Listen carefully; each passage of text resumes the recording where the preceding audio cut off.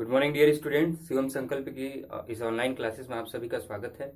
Dear student, पिछली 2 classes से हम लोग अभ्यास प्रश्न कर रहे हैं यूनिट फर्स्ट का, तो जिसमें कि हम लोग 1.15 तक कर चुके हैं। तो आगे बढ़ते हैं।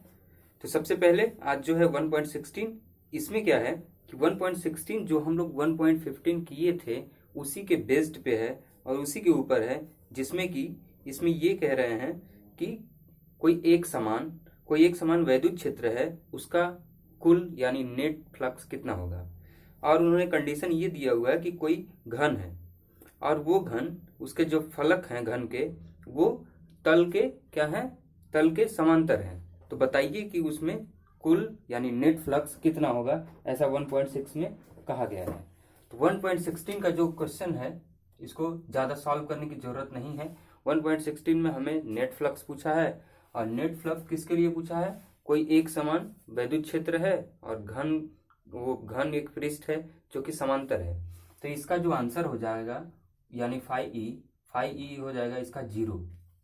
0 क्यों होगा? क्योंकि मान लीजिए कोई घन है, ये कोई घन है और इसको उन्होंने कंडीशन दे रखा है कि ये तलों के क्या है, समांतर है। तो 3 तल होते हैं, कौन कौन से 3 तल होते हैं? एक तो ये y एक्सिस, x एक्सिस और z एक्सिस। ठीक, तो जब हम ये देखते हैं, ये जो घन है, ये जब इसको हम देखते हैं तो इसका जो सदिश स्वरूप है इधर जाता है और इसका जो वेक्टर मतलब वैद्युत क्षेत्र का जो दिशा है वो कुछ ऐसे जाएगा। तो हम ये पाते हैं कि इसका जो इकाई सदिश है वो कुछ इधर है, जैसे मान लीजिए ds का यस मान लीजिए इसको, ठीक, और ये क्या है e। तो इनके बीच का जो कोण बनता है वो बनेगा कितना, 90 डिग्री का। और जब आप ये वैल्यू लगाएंगे phi E equal to E A cos theta का, ए क्या है यहाँ पे ए लिख सकते हैं आप, यही फार्मूला वाला है ए, जो ये क्या है उसका इकाई सदिश है। तो ई ए कॉस थीटा, और जब थीटा अगर 90 डिग्री बना तो जैसे ही आप यहाँ पे कॉस 90 लिखेंगे, ई ए कॉस 90, तो कॉस 90 का वैल्यू होता है 0 और ये फाई ई का वैल्यू कितना हो जाएगा, 0। तो यानी नेट फ्लक्स कितना हो जाएगा इस क्वेश्चन के लिए, 0 हो जाएगा। ठीक, तो इसमें ज्यादा कुछ था नहीं। तो अब हम बढ़ते हैं आगे अपने 17 क्वेश्चन की तरफ।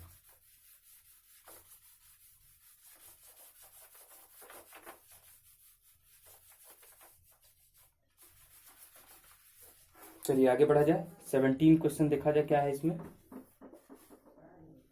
17 में देखिए, इसमें क्या हमें करना है कि इसमें हमें इसमें क्वेश्चन नंबर 17 में हमें वैद्युत फ्लक्स दिया हुआ है। वैद्युत फ्लक्स कितना दिया हुआ है, 8.0 इंटू 10⁻³ न्यूटन मीटर स्क्वायर पर कूलम दिया हुआ है। ठीक, और इसमें पूछा क्या जा रहा है, तो पूछा ये कोई काला बॉक्स है और उस काले बॉक्स में कितना आवेश मौजूद है उसके भीतरी हिस्से में, ये हमें पूछा जा रहा है। यानी आवेश की गणना करने के लिए बोल रहा है कि उस काले बॉक्स में कितना है। और साथ में इसमें बी पार्ट एक और है जिसमें ये पूछा जा रहा है कि बताइए अगर उस काले बॉक्स के अंदर वैद्युत फ्लक्स 0 है, शून्य है, तो उसके अंदर आवेश शून्य होगा कि नहीं होगा, और यदि नहीं है होता है तो क्यों। ठीक, तो हम इसको सॉल्व करते हैं पहले। तो जो पहले दिया है आप इसको लिख लीजिए।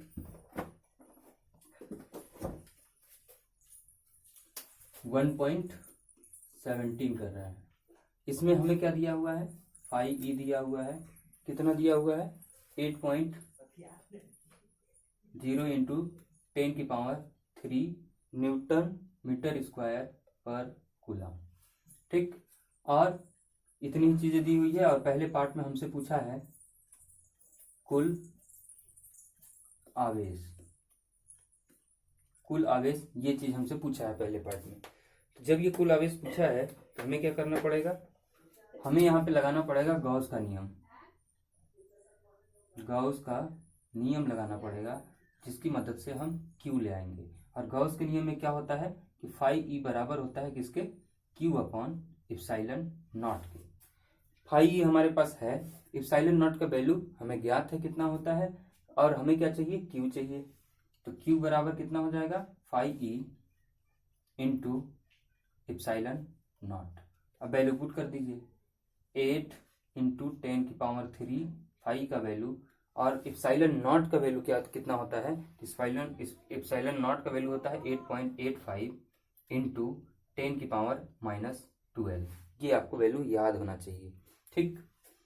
अब इसको आप सॉल्व कर दीजिए, तो ये कितना हो जाएगा, 8 पंचे 40, 8 पंचे 40, ये 4, 8 64 68, यहाँ 6, 8 8 64, 64 6 70, 70 80 ये आ जाएगा। 2 के बाद डेसिमल था तो यहाँ पे डेसिमल भी आ जाएगा, दशमलव, घात जितना है एक साइड कर लीजिए, -12, ये +3 है तो +3, तो ये कितना हो गया, 70.80 गुणे 10 की घाते -12 और +3 कितना, प्लस माइनस माइनस होगा, तो माइनस का कितना ये हो जाएगा, 12 में से 9 बचेगा, ठीक, 12 में से 3 गया 9।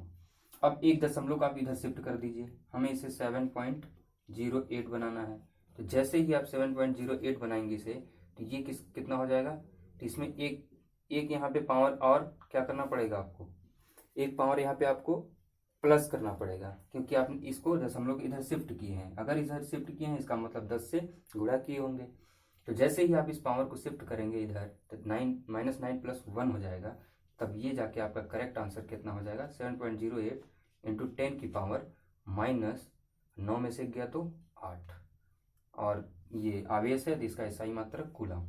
ये है हमारा आंसर।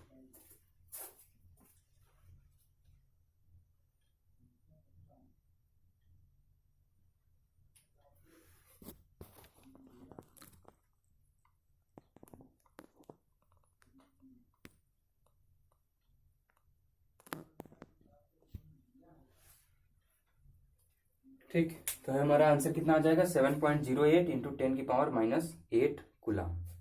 अब आगे बढ़ते हैं, इसी का बी पार्ट है। बी पार्ट में हमसे ये पूछा जा रहा है इसमें कि इसका जो बी पार्ट है, यहीं पे समझ लेते हैं हम लोग। इसी क्वेश्चन का जो बी पार्ट है उसमें ये पूछा जा रहा है कि वो जो काला बॉक्स है ना, उसका वैद्युत फ्लक्स यदि 0 है, वैद्युत फ्लक्स यदि 0 है, तो आप बताइए कि उस बॉक्स में आवेश मौजूद नहीं है, और यदि आवेश मौजूद नहीं है तो क्यों। तो इसका आंसर हो जाएगा नहीं, ठीक। हम ये नहीं बता सकते कि उस बॉक्स के अंदर आवेश है कि नहीं है।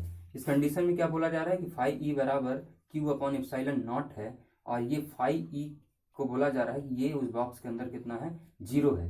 तो आप बताइए क्या Q उस बॉक्स में नहीं है, आप आंसर इसका बता सकते हैं। तो हम क्या कहेंगे कि हम इसका आंसर, इसका जवाब नहीं दे सकते कि उस बॉक्स के अंदर आवेश है कि नहीं है।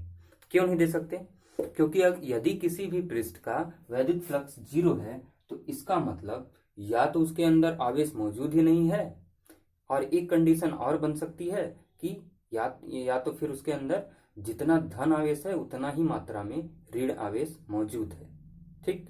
तो आप इसमें आप लिख लीजिएगा लाइन बना के कि किसी भी पृष्ठ का वैद्युत फ्लक्स यदि 0 है तो हम ये नहीं बता सकते कि उसमें आवेश मौजूद है कि नहीं है, ठीक। हो सकता है उसमें आवेश ना हो, और ये भी हो सकता है कि उसमें मौजूद आवेश, धन आवेश और ऋण आवेश की मात्रा समान हो, एक समान हो, ठीक। तो इसका आंसर क्या हो जाएगा, नहीं।